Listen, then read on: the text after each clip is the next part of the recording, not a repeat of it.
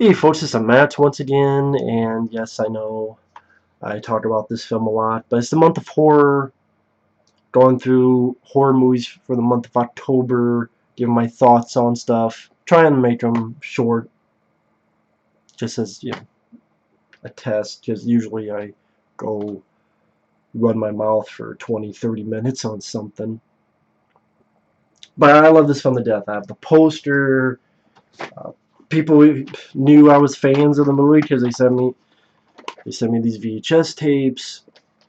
This is the original DVD I have of the film, and of course the Scream Factory Blu-ray. And why do I love this film so much? Why do I always mention this movie? It's a personal favorite film from childhood, but it's not because of nostalgia goggles. I love the cast, first and foremost. Peter Weller, Richard Crenna, Amanda Pace, Daniel Stern, Ernie Hudson, Michael Carmine, Lisa Albacher, Hector Elizondo. All these people, I think, do a great job.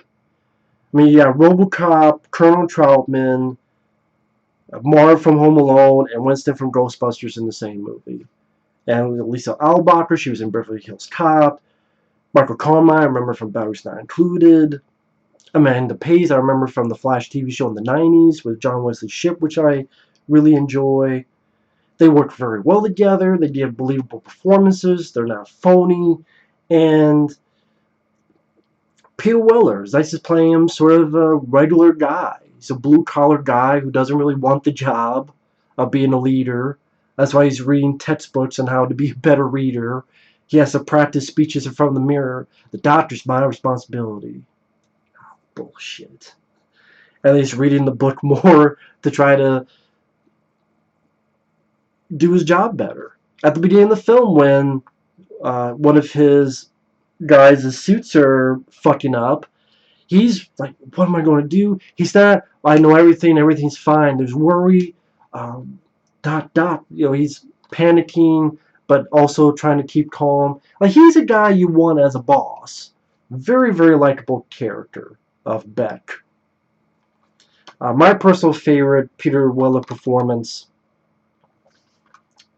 and honestly, film. I love RoboCop, RoboCop 2. I did reviews of those, but this was always my personal favorite.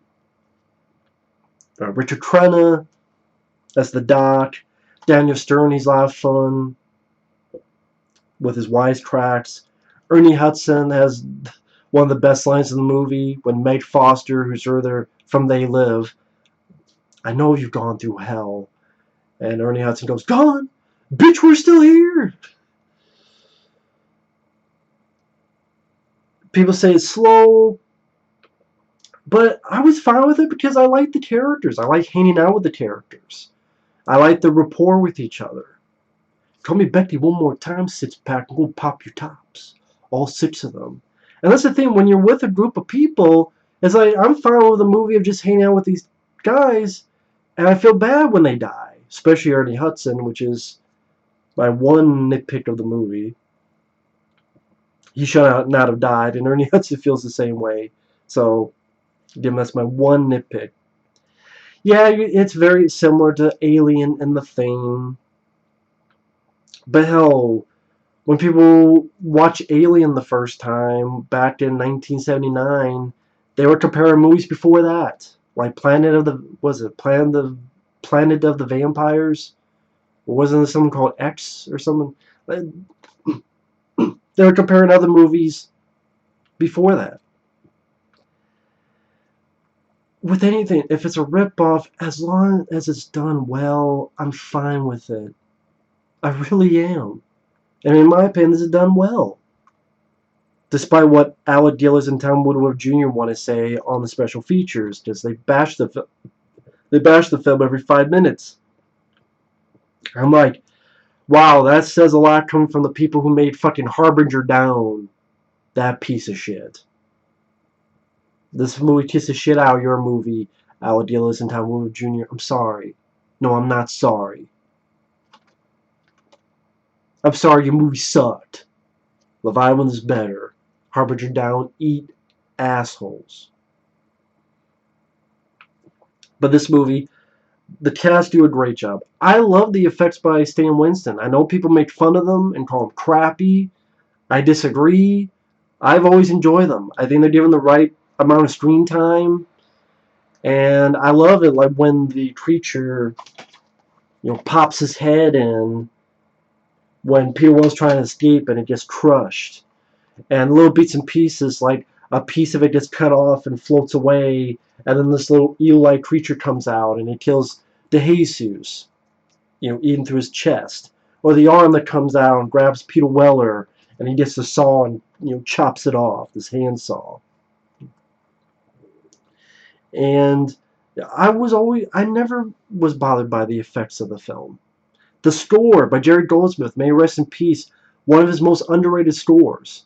I love the horror tension fueled pieces of the score, but I also love the quiet pieces of it and the sort of adventure aspects of the score, especially at the end titles. I think it's called a lot better based on the last line of the movie. It's very like da da da da da da da da da da. That's a great way to end your movie, with a bang. So I got a likable cast of blue-collar people that are relatable, especially the lead character by Peter Weller. Amanda Pays does a great job as well. Ernie Hudson's very fun. I got very memorable lines of dialogue. Some I already mentioned. Come back one more time, says Pat will pop your tops, all 6 of them. Or say, ah, motherfucker. Or, which would never happen in this PC age, there's the bitch company woman.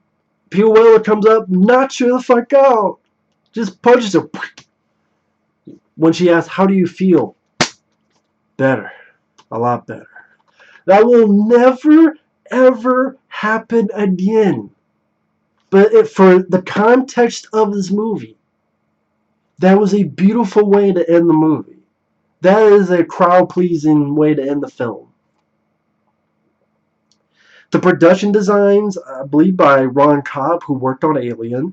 It's a good-looking. I love the way the set looks. I love the way it was filmed underwater, which was dry for wet. They didn't really go into underwater, at least for those scenes. It was like stuff hanging either by strings, wires. So they're moving slow, but they're not in actual water. It looked like water to me, so it worked. It was very efficient. The budget was on the screen. The aspects, the effects, in my opinion, the music, the look of the film, like I said, the look, the sets, the production design. That's what I was looking for. That phrase, production design. The music, everything is stellar and works well. Again, my only nitpick, well, I'll say 2 nitpicks. One, I wish Ernie Hudson had lived. It's bullshit he died. But at least he died helping and saving the other two, because he was like a distraction, and he did that on purpose. It wasn't something like, he just got his head ripped off and that's it. He gave them time to get there, then Peter Weller to get it, so at least it was a heroic death. And yeah, the drowning it sucks, but it wasn't like something graphic like he popped his head off like a Pez dispenser or anything of that nature.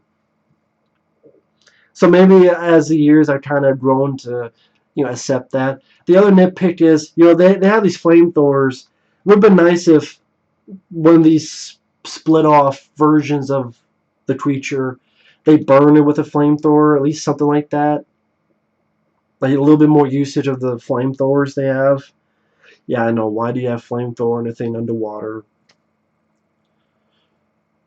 Again, I like flamethrowers. If the film works, I'm fine if someone has a flamethrower in the trailer park. you know, if it works and it's an entertaining movie, I can live with stuff like that.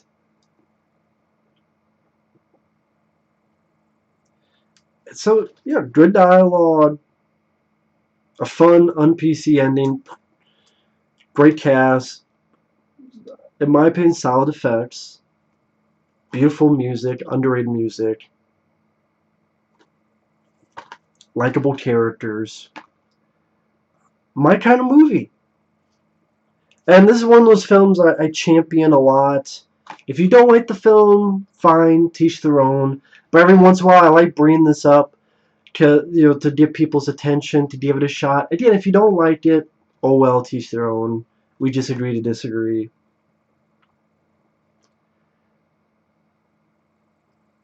This, though, I think is an underrated gem of a film. And deserves a lot more than it's gotten. Although I find it funny that of all those like 1989 flicks, at least since 1990s, so that doesn't count. But like the Abyss, DeepStar Six, Lords of the Deep, whatever the fuck the other one was. This is the only one that's on Blu-ray, so I think that's kind of funny. Like the only one to get the Blu-ray is not the Abyss or DeepStar Six, and I like those two movies, but Leviathan got it. So, and it looked beautiful on Blu-ray. So I gotta give credit where credit's due. At least it's to me a really good looking transfer. So it's nice to have this film on Blu-ray. But one more can I say about Leviathan? I mean, hell, on my channel I have an over hour-long review just why I love the film so much. I don't think anyone's going to watch that for an hour, but in case you want a more in-depth review, it's on there. But thanks for watching. Take care, and we'll see you guys later. Bye-bye.